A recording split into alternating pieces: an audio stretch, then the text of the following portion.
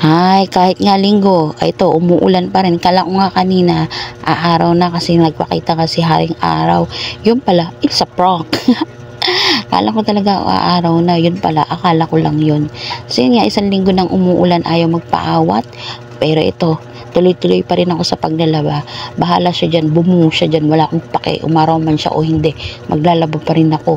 Kasi nga ito lang yung araw at panahon ko sa paglalaba.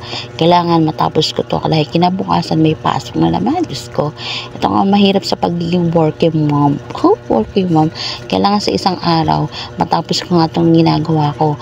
Buti na nga lang, hindi ko masasabing buti kasi wala nga pasok, di ba? Ibig sabihin mababawasan yung gawain ko, hindi ako mamamalansya, tsaka nabawasan din yung lalabad ko dahil wala nga uniforme.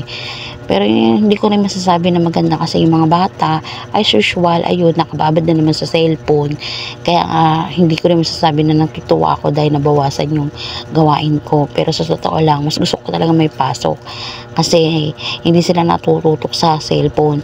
Mahirap naman kung kukunin ko yung cellphone sa kanila, di ba? Baka mag-iiyakan sila.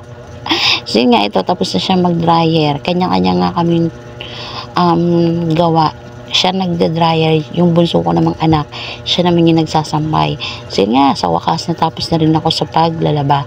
Pero partida, wala na nga akong nabawasan nga yung labahin ko. Ayun, hapon pa rin ako natapos. Akala ko maaga ako makakatapos, yun pala, hapon pa rin. Ewan ko ba anong klaseng paglalaba ginagawa ko at inaabot ako ng hapon. Siguro kasi hindi ako natututok sa paglalaba dahil nga yun, habang umiikot yung washing ay inaantay ko na muna maano yung isa pang banlawin dahil hindi pa tapos si ate mag-dryer. Kaya yun, natatagalan, tapos nagkakalikot din ako ng kung ano-ano rito na ligpitin. Kaya dun siguro natatagalan ako. Pero kung nakakatutok lang ako sa paglalaba, ay agad-agad akong matatapos dyan. Siyempre hindi naman po pwede yun na tumutok lang ako sa isang gawain dahil meron din akong inuumpisahan. Kagaya niyan, kanina naglinis ako ng rep, o Diyos ko. So yun na nga, eto sabi ko sa anak ko, tanggalin niya yung cutex kasi nga nabura. Pero sinabi ko sa kanya, kung gusto mo rin, ilinisin mo na rin.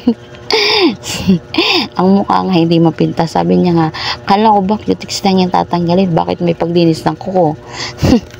So yan nga, pagka tuloy-tuloy na naman tong ulan na to at magdamag ay panigurado, kinabukasan wala na naman pasok, ay sana tumila ka na para bukas ay pumasok na yung mga inakay ko. Mahirap naman kasi kung isang linggo na naman walang pasok at isang linggo na naman silang babad sa cellphone, just me.